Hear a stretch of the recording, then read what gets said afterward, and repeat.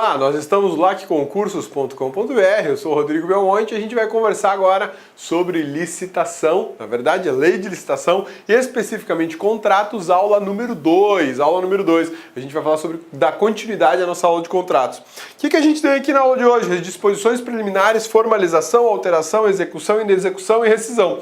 Esse é o pacote completo dos contratos, né? Agora a gente vai falar da formalização dos contratos.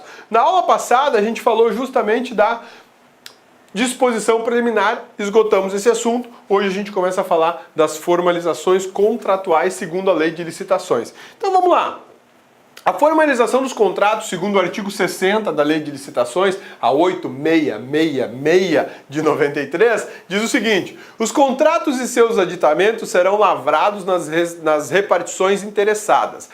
O contrato, como a gente já viu, ele é baseado em formalidades. Da mesma forma, os seus aditamentos. Cabeça, mas o que é o aditamento do contrato? É uma alteração contratual. Eu vou fazer uma prorrogação do contrato, vou mexer no preço, vou mexer na quantidade, enfim. Essa mudança do contrato que é permitida, que é vinculada a mudar contratos, é típico da teoria geral de contratos, permitido pela teoria geral de contratos, serão registrados e alterados nas repartições interessadas, ou seja, aquele ente público que realizou um contrato qualquer, ele tem a sua respectiva repartição pública que trata do controle, ou melhor, gestão de contratos, e lá é que eu vou fazer a repactuação, um aditivo, uma alteração, enfim, uma prorrogação do contrato, que a gente pode chamar tudo de aditamento, tá? Compete ao poder público manter arquivos cronológicos dos seus autógrafos e registros sistemático do seu extrato. Então perceba que não basta só eu assinar o contrato ou alterar o contrato, é necessário um arquivamento. E esse arquivamento ele precisa ocorrer de uma forma determinada e organizada segundo a lei. É por isso que você vai estudar para os seus concursos públicos na área federal, e em especial para tribunais, arquivologia. Porque não dá para eu guardar um contrato da administração como eu acho que é mais interessante, como eu faço na minha casa. Eu vou guardar contratos de forma organizada segundo uma ciência, que é a ciência da arquivologia. Então, aqui a legislação ainda me fala o seguinte: olha, eu preciso de arquivos cronológicos, a lei me dá um critério de arquivamento, né? Dos seus autógrafos e registro sistemático dos seus extratos. Qual que é a grande diferença de contrato e de extratos? Olha só, vamos discutir um pouco isso para a gente poder entender melhor e saber o que acontece na prática, e assim a gente consegue visualizar melhor a legislação. Isso aqui é o contrato, tá? Vou mostrar para vocês. Isso aqui é o contrato, e aí o contrato ele tem 5, 10, 15, 20, 30, sei lá, tem as páginas necessárias para formalizar esse ato da administração, que é o contrato administrativo, beleza? Digamos que esse nosso contrato aqui ele tenha 10 folhas. Você já pensou, o custo para publicar 10 folhas no Diário Oficial é muito alto, é muita grana. Pense em quantos contratos da União existem pelo país, quantos órgãos federais jogam contratos assinados todo dia na publicação do Diário Oficial. E se cada um tiver 10 folhas, o Diário Oficial vai sair com milhões de folhas todo dia. Não vai rolar. Então o que acontece? Desse contrato aqui é elaborado um extrato.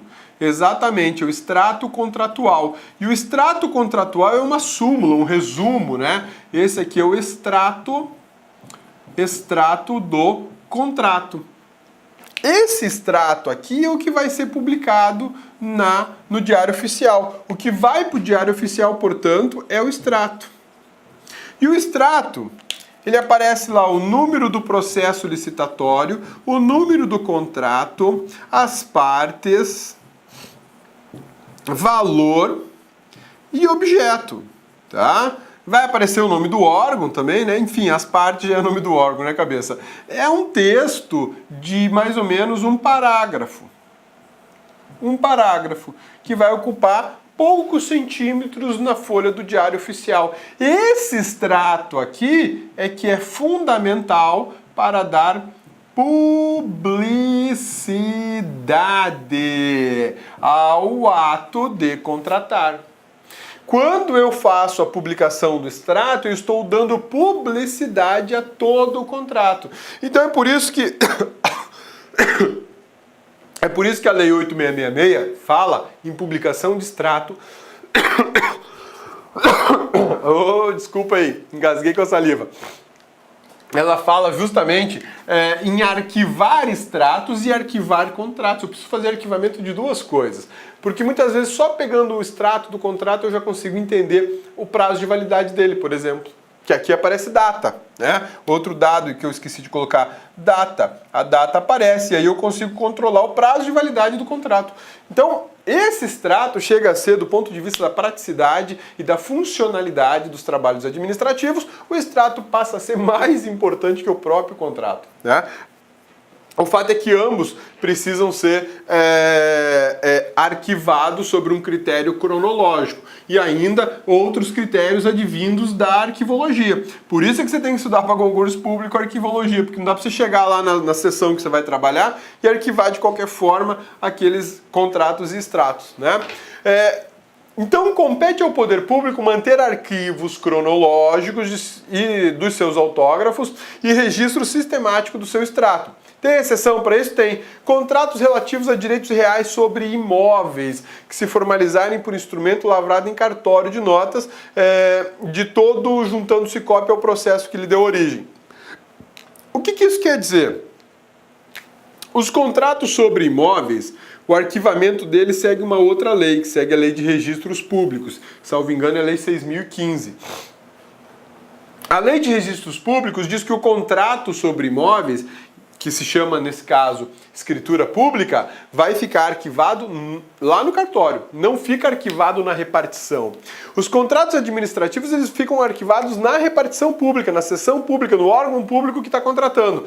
Uma exceção é justamente o dos imóveis. Os de imóveis não fica o arquivo dele na repartição pública, fica lá no cartório. Aí o cartório dá uma cópia autenticada para a administração pública e essa cópia autenticada vai ser guardada junto com o processo administrativo lá na administração pública. Perceba então que nós temos aqui duas situações diferentes. Uma para contratos administrativos em geral e outra para contratos que se referem a bens imóveis. Eu posso estar falando de doação, eu posso estar falando de venda, eu posso estar falando de compra, desapropriação e por aí vai, tá? Formalidade principal dos contratos.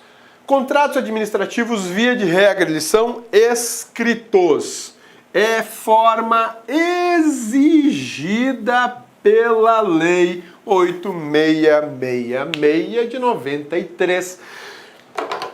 Para falar de contratos na sua forma escrita, a impressão que se dá é que é o óbvio, né? Afinal, todo contrato é escrito. Não, isso não é verdade. Nem todo contrato é escrito. Vou te dar um exemplo. Você não tem carro, está saindo da sua casa e resolveu pegar um ônibus. Você vai lá, pede para o ônibus parar, você ingressa no ônibus, paga a tarifa do ônibus, entrou e vai até o local que for mais conveniente para você. Quando você praticou esse comportamento, essa ação, você fez um contrato com a empresa de ônibus. Um contrato de transporte. Você assumiu a obrigação de pagar pelo transporte e o transportador assumiu a obrigação de te levar até determinado local onde você possa descer do ônibus. Todos os eventos danosos que acontecerem dentro do ônibus ou com o ônibus e você seja atingido, naquele momento em que você está sendo transportado, são de responsabilidade da empresa de transporte. E essa regra, esse mecanismo, ele se transporta para o taxista, para o avião, para o barco, enfim, para todo o mecanismo de transporte público. São contratos verbais, você não precisa escrever, assinar documento, reconhecer firma, levar em cartório. Os contratos podem ser verbais ou escritos, mas para a administração pública os contratos são, por excelência, por exigência legal, escritos. Isso é formalização de contratos. E a Lei 866 estabelece essa regra, tá? É nulo e de nenhum efeito o contrato verbal com a administração. Tamanha a necessidade de formalizar o rigor em eu saber que determinada conduta foi praticada, determinado negócio jurídico foi praticado com a administração, que eu preciso formalizar, eu preciso escrever isso. O Estado é muito grande, circula muita informação e muitas informações podem se perder. Então, por essa razão, o que a gente faz? A gente formaliza os contratos da administração de forma escrita. Gera um extrato que deve ser arquivado, gera um contrato que deve ser arquivado e o extrato vai ser publicado para dar conhecimento à sociedade. Agora, se eu tenho um contrato verbal, eu não consigo arquivar, eu não consigo publicar e de repente só fica vinculado às partes que ele realmente interessa. Mas essa regra dos contratos escritos, ela sofre uma exceção e essa exceção cai demais em prova, cai demais, porque todo mundo sabe, e agora você também já sabe, que os contratos da administração pública são escritos. Todo mundo sabe isso, mas o examinador não vai perguntar o que todo mundo sabe, o examinador vai perguntar a exceção, porque é da natureza do examinador torturar você na prova, para que você erre a questão, volte a fazer inscrição, volte a gastar dinheiro com aquela instituição que está fazendo um concurso público. Então memorize, grave, pega aquela canetinha amarela, marca texto e marque tudo isso aqui de amarelo, porque é a exceção dos contratos escritos, é o contrato não escrito. Olha só, pequenas compras de pronto pagamento, assim entendidas aquelas de valor não superior ao limite de 5% do convite, ou seja, 5% de 80 mil. Nós estamos falando dos valores até R$4.000. O convite para compras e serviços, que é esse artigo 23, inciso 2, letra A, ele fala de um teto do convite de 80 mil. Se você gastar até 5% de 80 mil, você vai receber, nós temos aí R$4.000, beleza? Até R$4.000 eu não preciso fazer contrato escrito. Digamos que a administração pública está viajando com um carro oficial e estoura o pneu. Estourou o pneu. E aí? Não dá para mandar para o borracheiro arrumar, estourou o pneu rasgou. Você vai ter que adquirir um outro pneu. Aí você chega lá na loja do pneu e fala, ó, o pneu para esse carro da administração custa R$300. Custa R$300, então tá bom, eu vou levar um pneu porque eu preciso rodar com 5, eu não posso rodar só com 4. Porque se furar ou estourar o outro, eu fico na estrada.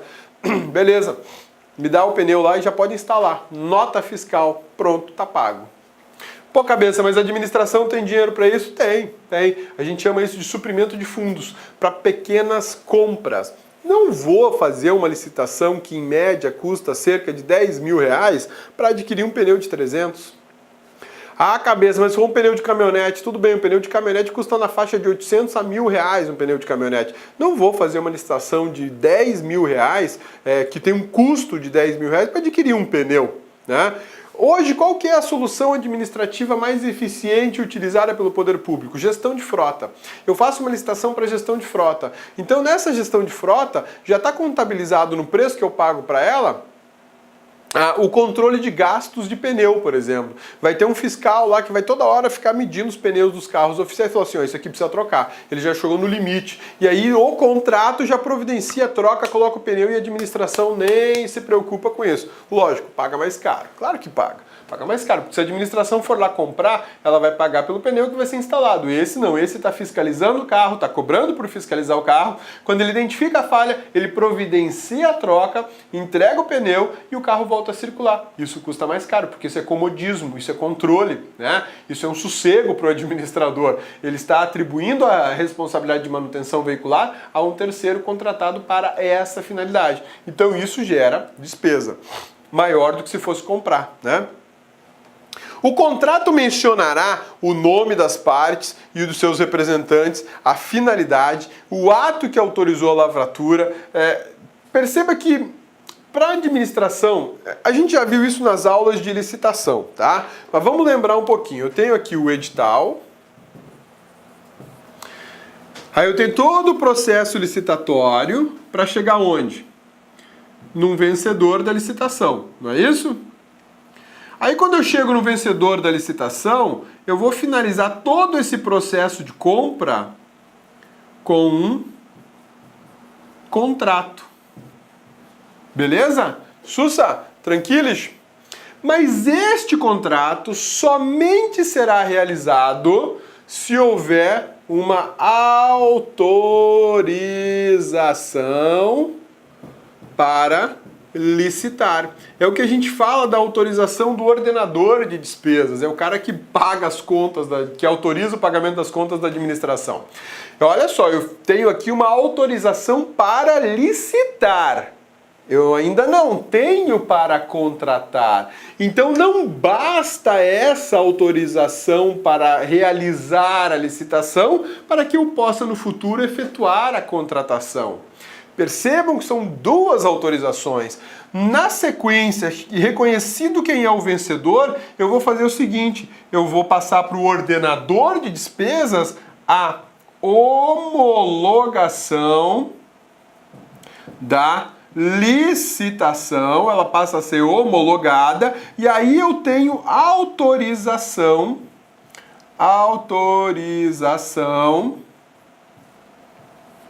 para contratar. Então veja só, quando eu tenho o vencedor, o próximo ato é o ato de homologar. Homologação e autorização. Só aí é que eu posso fazer a contratação, formalizar. Pô, cabeça, mas já realizou a licitação, já tem o vencedor, já não dá para contratar? Não, lógico que não. O processo licitatório tem um grande objetivo, encontrar uma proposta vencedora.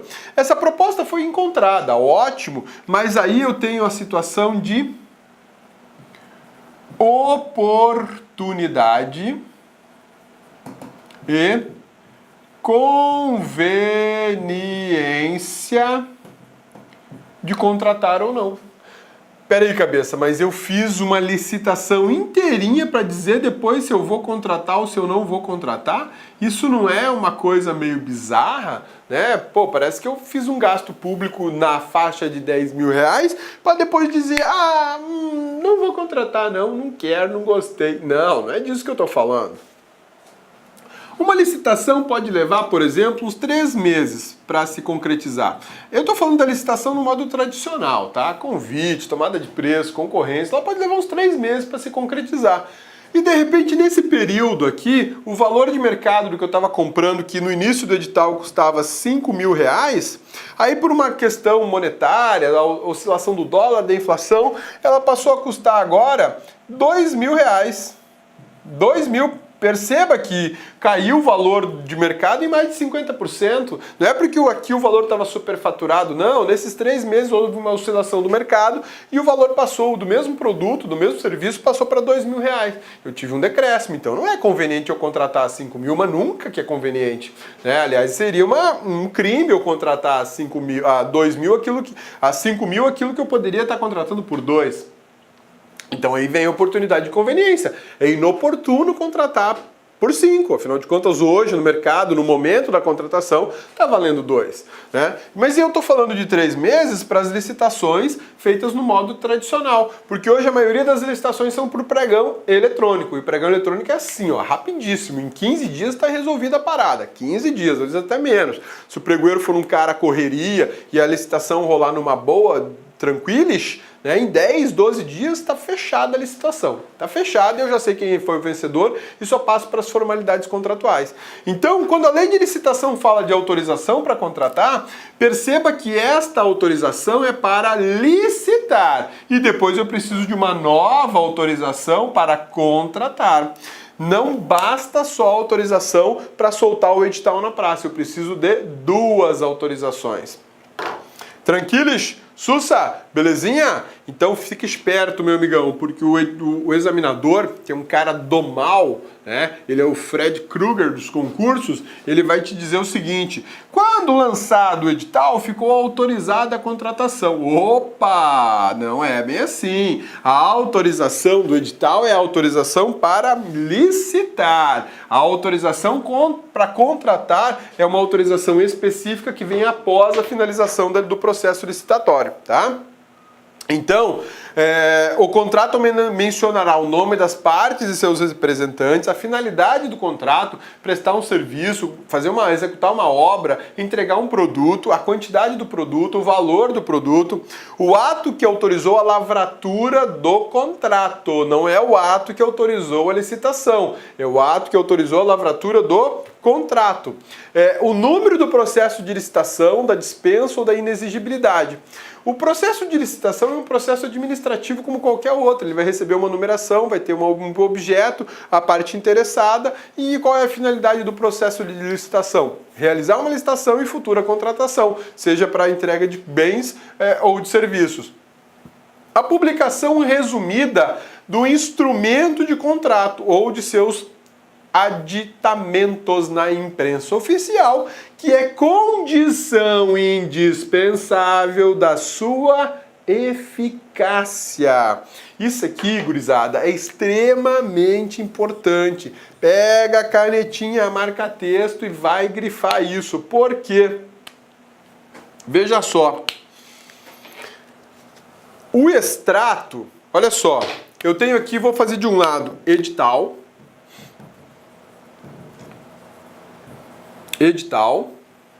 e aqui eu tenho contrato.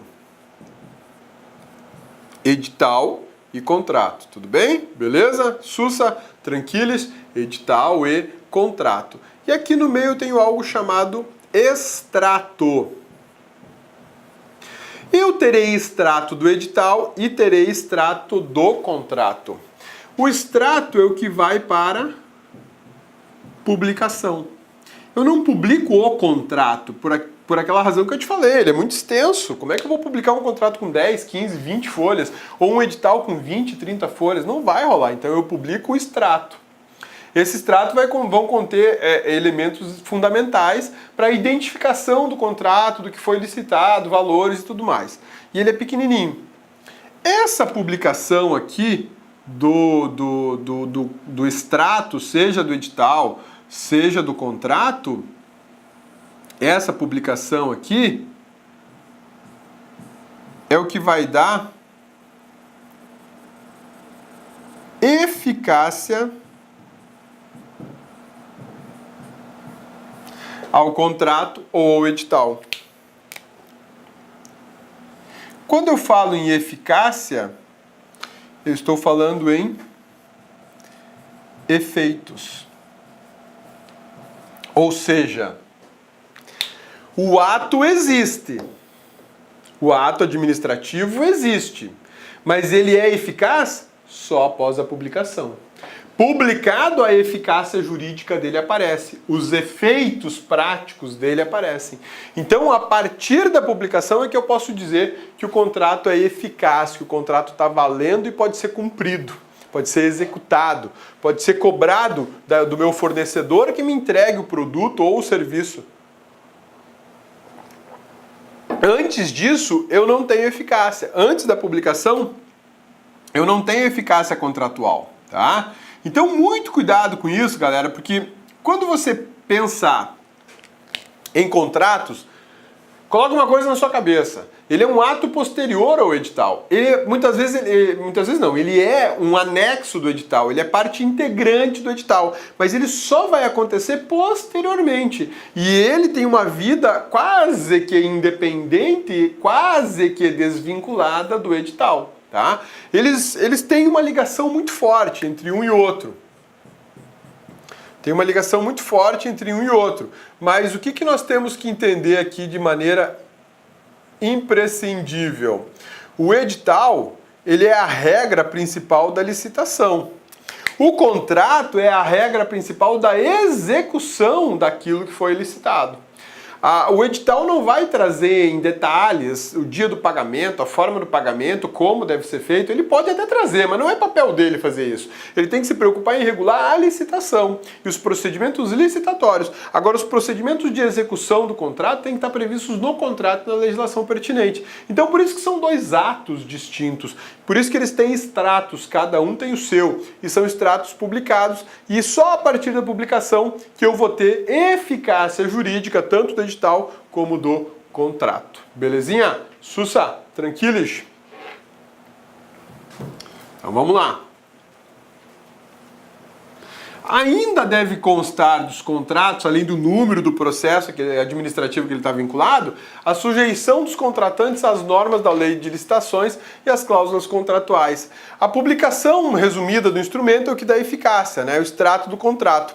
A administração providenciará a publicação até o 5º dia útil do mês seguinte da sua assinatura. A circulação da publicação deverá ocorrer nos 20 dias corridos após o 5º dia útil. Então vamos lá, vamos fazer o seguinte. Olha só. Hoje é dia 21/10. Não, hoje é dia 20/10.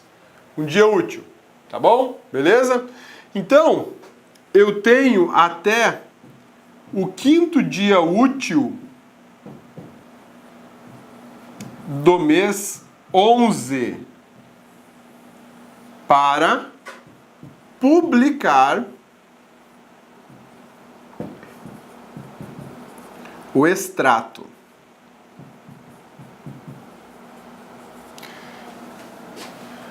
Sobrou pouco tempo, no dia 20/10 até o 5º dia útil, cerca de 15 dias eu tenho que providenciar isso.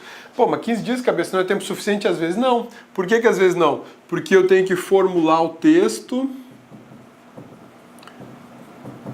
do extrato e providenciar a publicação. E dependendo do órgão, isso aqui toma mais do que 15 dias, tá? Toma mais que 15 dias. Belezinha? Sussa, tranquilos? Eu não preciso providenciar a publicação no dia que o contrato foi assinado. As coisas não são assim ainda na administração, né? Talvez o dia que tudo for eletrônico, né? A assinatura do contrato for eletrônica, a publicação no Diário Oficial tudo eletrônico, talvez seja possível assinar eletronicamente às 2 horas da tarde e às 3 já está publicado eletronicamente num Diário Oficial eletrônico. Talvez isso um dia venha acontecer, é a tendência de tornar tudo digitalizado e eliminar aquela impressão absurda de papel do Diário Oficial, né? Então a administração providenciará a publicação até o 5º dia útil do mês seguinte ao da sua assinatura. A circulação dessa publicação ela deverá ocorrer nos 20 dias corridos após o 5º dia útil. Então, um momento é eu providenciar a publicação e eu tenho que providenciar essa publicação para que ela circule em determinado tempo. Quer ver? Isso funciona da seguinte forma. Vamos lá, vamos voltar para o nosso esqueminha aqui. Hoje é dia 21/10, ok? Então eu tenho até o 5º dia útil do mês 11 para providenciar o quê? A publicação. Providenciar a publicação significa encaminhar para a imprensa oficial. Mas aí eu falo o seguinte, olha, estou encaminhando aí no 5º dia útil do mês de novembro, porque a minha licitação, o contrato foi assinado no dia 20, e eu quero que a publicação aconteça no dia 10/11/2016. Eu estou dentro dos 20 dias após o 5º dia útil. Até o 5º dia útil eu tenho que encaminhar o órgão oficial de publicidade para que ele dê publicidade. Mas quando ele dará publicidade? No dia que eu escolher. Eu escolhi o dia 10/11/2016. Por que isso, cabeça? Porque aí eu vou ter, sei lá, eu vou compatibilizar essa data com a data do contrato anterior, né? Não vou ficar com sobreposição de contratos. Essa é a ideia, de você deixar tudo encaixadinho para terminar e começar sem vácuo ou sem sobreposições. Então essa regra da lei de licitação, que ela é muito questionada, ela aparece em prova e é fácil, muito fácil de confundir, porque a ideia quando eu falo que deve ser publicado até o 5º dia útil, dá a impressão que até o 5º dia útil vai estar circulando o jornal, o Diário Oficial, em que mostra justamente o extrato e a sua publicação, quando não é verdade. A lei da licitação fala em 2 momentos. Um momento é da administração providenciar a publicação. Parou, providenciei até o 5º dia útil. Mas eu pedi que essa publicação circule só no dia 10/11. Eu agendei a circulação da publicação do extrato do contrato. Tá bom? E aí nós temos essas duas regras a serem observadas, são regras importantíssimas dentro da prática da administração pública e são importantíssimas para o examinador. Por quê? Porque gera confusão. E adivinha o que o examinador faz? Ele resolve catracar você com esses prazos. E aí é um Deus nos acuda.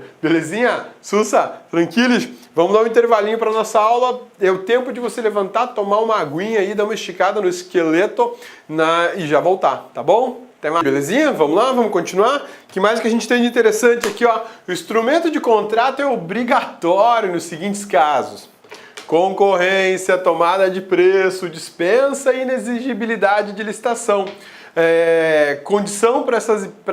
Condição para essa hipótese, né? Preços estejam compreendidos nos limites dessas duas modalidades licitatórias.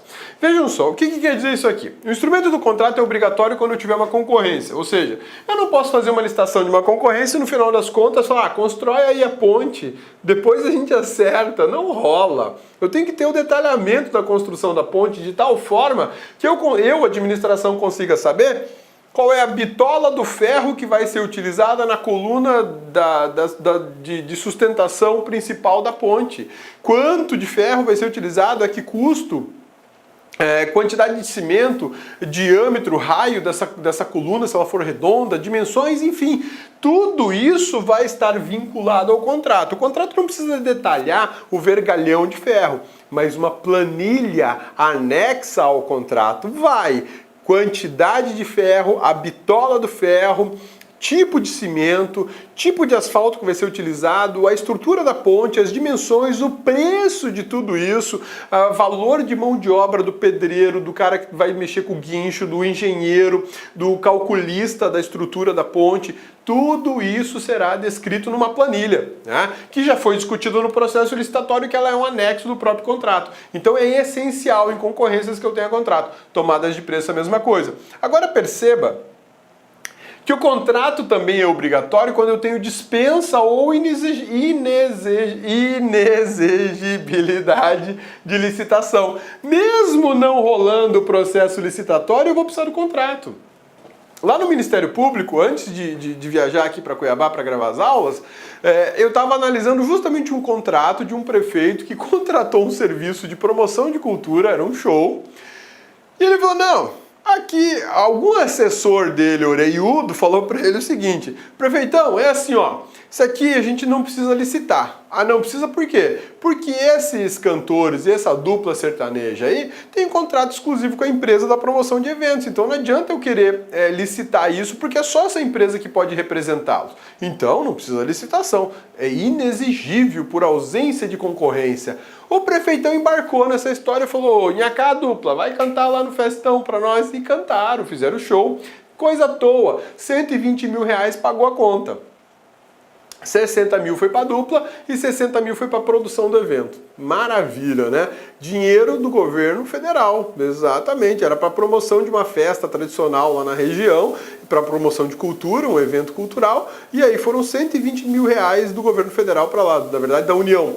E aí o Tribunal de Contas chegou para fazer auditoria e falou assim, beleza, vocês gastaram 120 mil, né? E a festa foi boa? Ah, foi lindo, o povo adorou, foi ótimo. Maravilha. Me dá um contrato aí, eu quero dar uma olhada nele. Que contrato, moço? Tem contrato que não? Foi. Como é que vocês contrataram? 120 mil reais, uma dupla sertaneja não tem contrato. Não, ó, não teve licitação, inexigibilidade. Pô, esse pessoal do TCU vem aqui na minha cidade, no interior de Goiás, e não sabe que é inexigível a licitação quando não tem concorrência, contratação exclusiva? Aí a galera do TCU, pois é, e vocês não sabem que quando é inexigível a licitação tem que ter um contrato? E aí, não tem contrato mesmo? Aí os caras apavoraram, não tem, ué. Eles emitiram uma notinha fiscal e a gente pagou. Mesmo quando não realizada a licitação, seja por motivo de dispensa, seja por motivo de inexigibilidade, eu preciso do contrato. E mais, Eu preciso do processo administrativo licitatório, dizendo com motivos jurídicos e fáticos que é dispensável o que é inexigível. Porque depois, quando o Tribunal de Contas aparecer, ele vai querer saber por que vocês dispensaram a licitação? Ou por que foi inexigível a licitação? Ah, o motivo está aqui, ó. Esse é o processo administrativo número 1234 de 2010 e aqui tem um parecer jurídico dizendo o seguinte: como a dupla sertaneja que quer se contratar, tem um contrato exclusivo com a empresa de promoção de eventos e bababá, número tal, CNPJ tal, não tem como eu licitar isso, porque eu vou contratar diretamente os caras, só eles que interessam para fazer a festa, porque eles têm uma vinculação com a região, então não adianta eu licitar, nenhuma outra empresa vai poder oferecer preço para a contratação dessas duas pessoas. Ah, então é uma inexigibilidade. E cadê o contrato? Está aqui, ó, juntado no processo, o contratinho, o nome da empresa, valor foi pago, papapá, as notas fiscais estão aqui, o empenho está aqui, a liquidação está aqui, tá tudo certo. Aí o TCU fala, show de bola, tá lindo. Mas nesse caso que eu trabalhei não tinha o processo licitatório, não tinha o motivo da inexigibilidade e não tinha o contrato. Só tinha uma nota fiscal de pagamento lá, 60 mil para a produção do evento e 60 mil para a dupla sertaneja. E ninguém sabe se realmente aquelas notas fiscais representam algum serviço efetivamente realizado. Complicado. Então por isso que a formalidade tem que existir. Porque sai a gestão, entra a gestão, sai a gestão, entra a gestão, e aí como é que eu vou fiscalizar o que não está registrado, né? É facultativo o contrato em outras situações, olha só. Obrigatório, concorrências, tomadas de preços, dispensas e inexigibilidades. Agora, ele é facultativo nos demais casos em que a administração pode substituir o contrato por uma carta-contrato, por uma nota de empenho, por uma autorização de compra ou por uma ordem de execução de serviço. Isso aqui cai muito em prova. Cai muito em prova da seguinte forma: o examinador fala na prova assim, é obrigatório o contrato em todas as espécies licitatórias. Opa, parou, não. Concorrência, tomada de preço, né? Muitas vezes o contrato ele é dispensado. Por que ele é dispensado? Porque eu vou fazer um convite para aquisição de computadores. Beleza? Vou comprar 10 computadores, cada computador avaliado em 3 mil reais, eu tenho 30 mil reais em computadores, tudo bem? Não vai fazer dispensa porque ultrapassou o valor de 10% de uma carta convite, de um convite, melhor dizendo, né? Que seriam 8 mil reais, eu vou gastar 30, faço a aquisição dos 10 computadores, vai ter contrato? Não, é dispensável o contrato. Por que é dispensável o contrato? Primeiro, porque não é concorrência nem é tomada de preço. Segundo, que não é inexigibilidade nem dispensa de licitação. E terceiro, que eu não tenho continuidade de um serviço. Eu não tenho um serviço a ser prestado. Eu tenho um bem a ser entregue. E aí, a empresa vencedora, eu vou lá e vou falar assim, eu dou uma ordem de serviço para essa empresa. Olha aqui, ó. Ordem de execução de um serviço ou ordem de autorização de compra, enfim, um desses instrumentos, e a empresa vai ser comunicada, falou, pode entregar no dia tal os 10 computadores daquela licitação. A empresa vem e fala, tá aqui os 10 computadores, a nota fiscal, vamos conferir. Galera confere os equipamentos, tudo certinho, dá a assinatura do recebimento, pega aquela documentação, encaminha para o setor de pagamento, faz o empenho, depois do empenho a liquidação, bota na conta do fornecedor. Precisou de contrato? Não. Ah, mas e a cláusula de garantia inerente ao fabricante? Já vem lá impresso na documentação do computador, eu não preciso de contrato para isso. Eu vou precisar de um contrato quando eu for realizar a contratação de um serviço, por exemplo, de 12 meses. E aí, durante esse tempo, eu preciso controlar o contrato, controlar a execução do serviço, e no futuro, talvez, os 12 meses não sejam suficientes. Vai rolar o quê nessa história toda? Possivelmente uma prorrogação do contrato. É diferente da entrega de equipamentos, que o ato, ele é um ato de extinção simultânea à entrega. Entregou, tá entregue, satisfeito, tá bonitinho, beleza, tchau, acabou, tá extinto aquilo ali. Eu não preciso de um contrato. Agora, se o administrador quiser fazer um contrato de entrega de produtos, documentar, tá, registrar, arquivar, pode. Não tem problema nenhum, não é ilegal. Mas é um desperdício de tempo e de energia. É desnecessário eu sobrecarregar a administração pública com a contratação da entrega de um produto. Você não faz isso quando você compra uma TV, nem quando você compra um carro, que é um negócio caro, a não ser que ao comprar um carro você financie. Mas aí você não está fazendo o financiamento da compra do carro. Você não está fazendo um contrato da compra do carro. Você está fazendo um contrato de um serviço de financiamento da aquisição do seu carro. São coisas diferentes, né? Então fica esperto com isso, porque isso aqui cai muito em provas, hipóteses em que os contratos são facultativos, em que eu posso substituir por carta-contrato, típico de convite, né? Muita gente fala em carta-convite, mas a modalidade licitatória chama-se convite apenas, né? Nota de empenho de despesa, autorização de compra ou ordem de execução de serviço. Pô, cabeça, mas você acabou de falar que os serviços eu preciso de um contrato. Tudo bem, eu preciso de um contrato, mas serviços simples, por exemplo, um serviço de pintura de um ambiente, pintura do prédio inteiro que seja, né? Eu posso substituir isso por uma ordem de execução de serviço, eu não preciso necessariamente de um contrato. É diferente do contrato de manutenção predial, porque eu tenho que listar os inúmeros itens de manutenção predial necessários, né? Pintura, limpeza externa de vidros do prédio, desentupimento de esgoto, manutenção de calhas elétricas, calhas lógicas, calhas telefônicas, isso tudo eu vou ter que contratar, porque eu vou ter que estabelecer os tipos de serviço, como eles podem ser realizados, o momento em que eles vão ser realizados, o custo da realização, mão de obra, material, tudo isso tem que ficar contratado, detalhadamente. Agora, eu vou pintar essa sala aqui. Não, filho, não precisa não. Faz uma ordem de serviço aí que eu venho, pinto sua sala, compro um galão de tinta aí e tá resolvida a parada. Eu já resolvo isso aí em 2 dias, tá pintada essa sala aí do órgão tal, beleza? A minuta do futuro contrato integrará sempre o edital. Sempre, sempre, sempre, sempre. Eu já falei isso para vocês e a situação é assim. A gente tem o edital e o edital tem um foco, né? Que são as regras da licitação. Tá? O tipo de licitação, o objeto do que vai ser licitado, o valor, né? A modalidade e por aí vai. O edital está preocupado com o processo licitatório, beleza? Está preocupado com o processo licitatório, não está preocupado com outra coisa. Essa é a grande preocupação do edital. Tanto que os editais possuem o que a gente chama de anexo. Não é o edital, é um outro documento que está anexo ao edital. Um dos documentos mais importantes, principalmente para editais de contratação de serviços, chama-se contrato. Contrato. E aí você tem que entender o seguinte, meu amigão, bonitona, o contrato, como ele é um anexo que sempre deve estar presente ao edital, quando eu preciso contratar, quando é obrigatória a contratação, quando é obrigatório formalizar um contrato, o texto do contrato, mesmo estando fora do edital, mesmo sendo outro documento, ele é considerado juridicamente parte integrante do edital.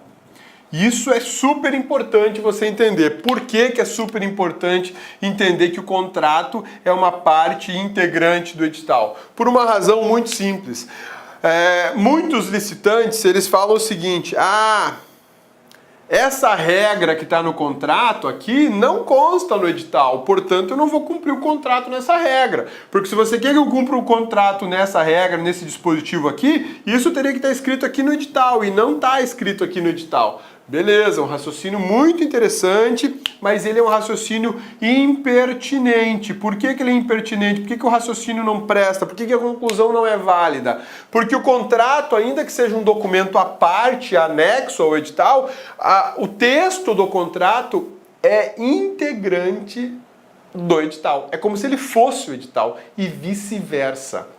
Eu cansei de pegar nas licitações do Ministério Público da União, enquanto eu fui pregoeiro, justamente esse ponto. Os licitantes chegavam lá gritando e falavam assim, recorrendo, falavam, olha, eu não vou cumprir o contrato nesse item aqui, porque esse item do contrato não está no edital. Isso é uma violação do princípio do instrumento vinculatório ao edital. Você está me exigindo a contratação de algo que não tinha previsão no edital. Eu não me preparei financeiramente para isso, portanto eu não vou cumprir essa parte do contrato.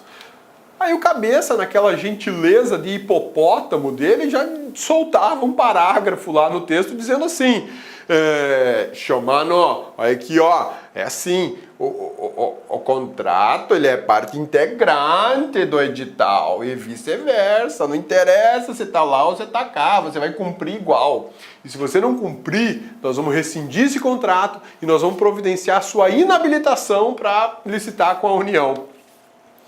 Voltava mansinho e assinava o contrato numa boa. Por quê? Porque eles sabem disso, mas a malandragem, né, quer simplesmente vazar. Ou pior, às vezes a cláusula estava no edital e por algum vacilo da administração não era incluída no contrato.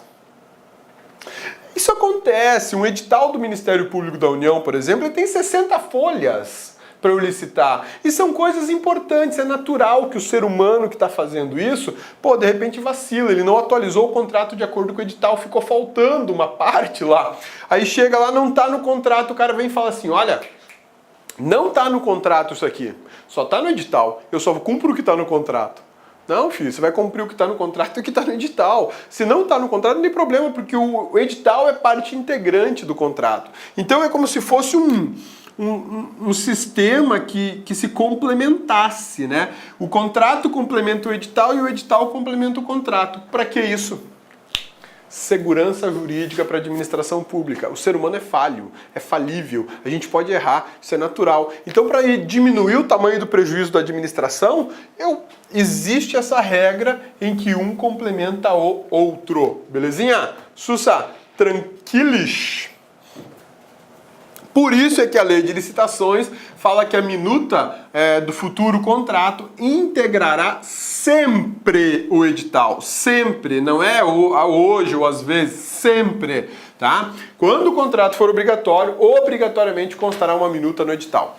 É dispensável o termo de contrato. Nesse caso, faculta-se a substituição pela carta-contrato, nota de empenho, despesa, ou nota ou autorização de compra, ordem de execução de serviço, independente do valor e por aí vai. Tá?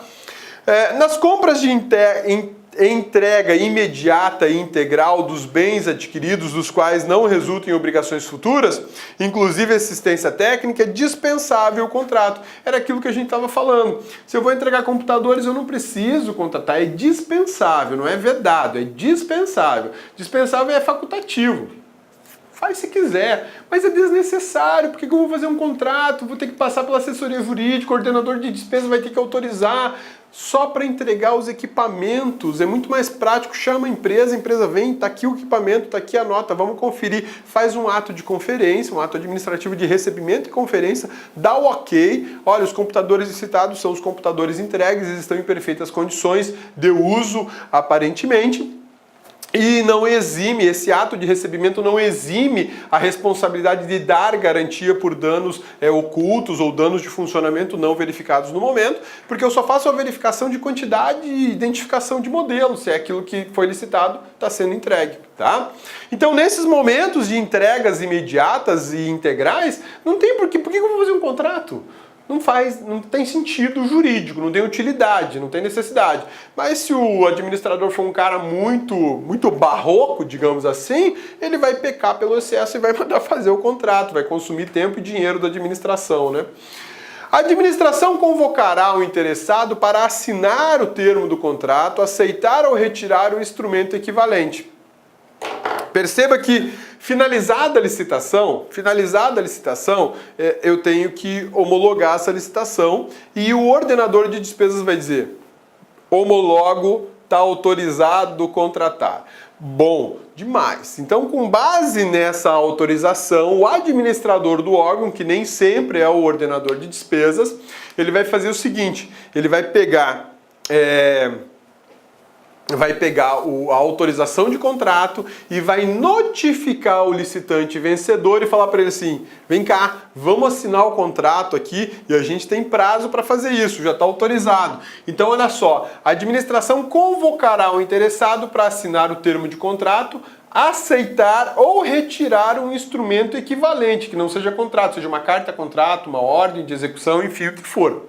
A convocação deverá ser atendida dentro do prazo e condições estabelecidas no edital. E não atender a esse prazo gera decadência no direito de contratar. O que é isso? Eu convoco a empresa e o edital fala que em 30 dias ela tem para vir aqui assinar. Geralmente os editais falam menos, né? Coisa de 5 dias, porque não preciso de 30 só para ir lá assinar e conferir e assinar o contrato. Então, eu já estou dando um prazo aí enorme, de 30 dias, para ela chegar e fazer a contratação, beleza? Assinar a contratação. A empresa não veio, não compareceu. E aí? No 35º dia ela pode chegar e falar, oh, me atrasei, eu errei o endereço. Errei o endereço, por isso que eu cheguei aqui 5 dias atrasado. Depois de 30 dias ainda atrasou mais 5, né? Pois é, filho, acabou, já estou chamando o segundo colocado, porque você perdeu o direito de contratar. Decaiu do direito. A decadência é o desaparecimento do direito que a pessoa tinha. Ela foi convocada para contratar, ela tem o direito de assinar aquele contrato e passar a negociar com a administração pública, mas como ela ignorou o prazo do edital para contratação, ela perdeu esse direito. E a administração faz o quê? Fica sem licitação, fica sem o produto? Não, chama o segundo colocado. Vem cá, segundo colocado, você tem 30 dias para assinar o mesmo contrato. Ah, mas e o primeiro colocado? O primeiro colocado não apareceu no prazo estipulado, ele perdeu o direito de contratar. Isso é uma decadência. Quando perde, extingue, some o direito, ó, já é óbvias. Então, segundo colocado, venha cá. O prazo de convocação poderá ser prorrogado por uma vez em igual período. A prorrogação depende de pedido da parte e concessão discricionária, ou seja, a administração vai analisar a oportunidade e conveniência da prorrogação desse prazo para contratação. O prazo de contratação, portanto, não assinado, no prazo de contratação, se não assinado o contrato, ocorre uma decadência. Mas a própria lei permite que, excepcionalmente, eu prorrogue esse prazo. Mas perceba, a prorrogação tem que ter previsão editalícia, a parte tem que estar ciente disso e ela tem que solicitar essa prorrogação. Solicitando essa prorrogação, cabe ou não à administração dizer, tudo bem, eu vou prorrogar, você tem mais 30 dias. Ou a administração fala, ó, já era. Eu não queria mesmo contratar com você, porque o seu serviço é muito ruim, mas foi você que ganhou, infelizmente. Como você não apareceu, eu não vou prorrogar. Não tenho interesse em prorrogar, eu vou chamar o segundo colocado, que é uma empresa muito melhor no serviço que nós pretendemos implantar aqui na administração pública. É facultado à administração quando o convocado não assinar o contrato, ou não aceitar ou não retirar o instrumento equivalente, convocar remanescentes no mesmo prazo, ou seja, chama o segundo colocado. Ah, o segundo colocado não quer, chama o terceiro. Ah, o terceiro não quer, chama o quarto. Não, o quarto também não quer, chama o quinto. Cabeça, não tem quinto, só tinham 4 participando da licitação. Beleza, ninguém quer, então vamos realizar outra licitação. É assim que funciona. O processo de licitação no Brasil ele não é muito prático, porque ele tem muitas formalidades que tendem a proteger a administração pública, mas geram custos muito elevados. Esse é um exemplo. O pessoal licita, a administração quer a todo custo o preço mais baixo, o fornecedor fala, não, mas nesse preço eu não vou entregar, eu demoro para receber, às vezes não recebo no prazo e ainda querem um preço baixo, negativo, você tá doido, não vou negociar com a administração pública. E aí ele até participa para ver se de repente consegue alguma coisa ou emplacar um preço melhor para o fornecedor, né? Mas aí quando a administração consegue um preço muito baixo, geralmente os fornecedores, ó, pica a mula. Tanto que hoje o Tribunal de Contas da União e a auditoria interna do Ministério Público da União, a CGU, já tem orientações de que os licitantes que são vencedores na licitação e não comparecem para contratar, que eles devem ser punidos. Deve montar um processo administrativo disciplinar para punir essa conduta. Porque, pô, você me faz gastar um dinheirão, aliás, eu gasto um dinheirão para realizar uma licitação, você é o vencedor, para depois você não contratar porque você não gostou do preço? Por que você ofereceu esse preço, então, né? Isso acontece muito no pregão, ainda mais no pregão que você tem a possibilidade de lances e o preço pode chegar num valor muito menor. Então, a administração pública federal já vem adotando uma postura mais firme, mais enérgica, para penalizar as pessoas que não comparecem para assinar o contrato. Ou quando a administração, mesmo convocando os remanescentes, não consegue contratar ninguém porque os preços não são legais. Porque eu chamo remanescente para observar as mesmas condições da proposta do primeiro colocado. Pô, o primeiro colocado ofereceu um produto a R$10, aí o segundo colocado ofereceu a 14. O primeiro colocado não vai assinar, desisto, não quero. Né? Depois eu percebi que o valor estava muito baixo. O segundo colocado mandou a 14. O segundo colocado falou assim, não, peraí. De 10 para 14, não, meu preço é 14. Pois é, mas você quer contratar? O primeiro vazou. Quer contratar? Vai ter que ser pelos 10. Percebe? É muito complicado. Essa sistemática ela não é eficiente, ela não está vinculada à dinâmica de mercado. O cara que mandou o preço de R$14, ele não quer vender por 10. Por quê? Porque ele vai ter prejuízo, vai ter menos lucro, ele vai ter mais problema que o normal, né? Enfim, se nada for resolvido, revoga a licitação independente da combinação prevista no artigo 81. Tá? Decorridos 60 da data da entrega das propostas sem convocação, ficam os licitantes liberados. Esse é um outro prazo importante. Um prazo era para convocar a galera. Não compareceu, chama o próximo. Não compareceu, chama o próximo. Não tem próximo, revoga a licitação e faço outra. Agora, essa é uma outra situação. Eu tenho 60 dias para. Olha só, decorridos 60 dias da data da entrega das propostas, que é a proposta definitiva, no processo licitatório você apresenta uma proposta e a tua proposta é vencedora, beleza, maravilha. Agora você vai me apresentar a tua proposta definitiva, aquela que você não pode correr, não pode dar para trás. Tá aqui a minha proposta definitiva. A administração tem um prazo de 60 dias para exigir o cumprimento daquela proposta e a assinatura do contrato. Percebe? Mas de repente a administração deixa esses 60 dias passar. A administração deixou os 60 dias contados da proposta passar, ela não pode chamar o vencedor da licitação para contratar, tipo, 90 dias depois, pelo preço da proposta que ele apresentou. Por quê? Porque depois de 60 dias de apresentada a proposta definitiva vencedora, o licitante que ganhou, o vencedor, está liberado de cumprir esse dever de oferecer um determinado produto a um valor X ou Y que ele tinha apresentado na licitação. Então, percebam que o processo licitatório, a formalização dos contratos, tem bastantes no plural, porque são muitos detalhes que podem ser explorados em prova. Você tem que estar muito ligado, muito esperto nessa parte, porque o examinador deita e rola em um só tema. Formalização de contratos. Isso não representa nem 2% de todo o conteúdo da licitação. Você está tendo uma aula específica só para isso. Por quê? Porque a preocupação deste cabeçudo é justamente te dar detalhes do processo licitatório compatíveis com o que está na lei, para que você consiga visualizar e enxergar onde é que o examinador pode, te dar uma cotovelada na boca. Aí você vai dar uma defesa e vai falar que não, filho, aqui não, eu me preparei, eu estudei demais. Essa aula foi preparada com base na Constituição, na Lei 866, na Lei 13.303, na Lei 10.973, julgamentos do STF, nas doutrinas do professor Marcelo Alexandrino Vicente Paulo, do professor Matheus Carvalho, do professor Alexandre Maza, no Manual de Direito Administrativo do Carvalhinho, que é o José dos Santos Carvalho Filho, e comentários à Lei de Licitação do Marçal Justem Filho, que é a Bíblia das licitações, né? Hoje no país é uma obra muito show de bola, mas não é para concurso público, porque só a Lei de Licitação é um livro dessa grossura, assim, né? Mas é muito bom. Você quer saber mais de administrativo e mais de constitucional? Acesse o site maisadministrativo-constitucional.com.br, maisadministrativo.com.br e maisconstitucional.com.br.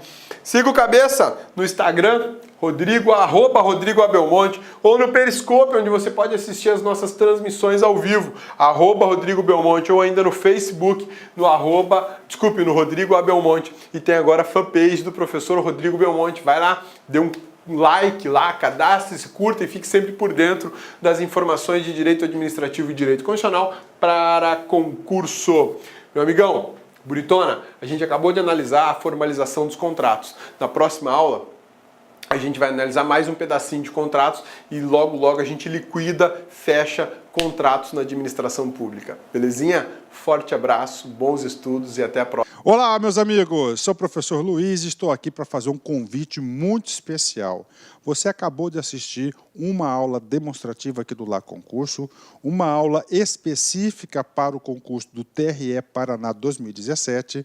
Nós aqui do Lá Concurso, nós separamos apenas, olha só, 30 aulas do nosso curso. Este curso nós vamos perfazer aí mais de 130 aulas para vocês. Ó. Mais de 130 aulas, nós separamos apenas 30 aulas do nosso curso e colocamos como demonstração no YouTube para que você aí avalie a qualidade do nosso curso. O nosso curso completaço do Lá Concurso TRE Paraná 2017 por apenas 10 mensalidades de R$20. É isso mesmo, 10 mensalidades de R$20. Você vai ter um curso completaço com esses professores que você acabou de assistir. Gente, o melhor custo-benefício da internet e espero vocês aqui no LAC. Forte abraço, fique com Deus. Tchau, tchau. Clique LAC.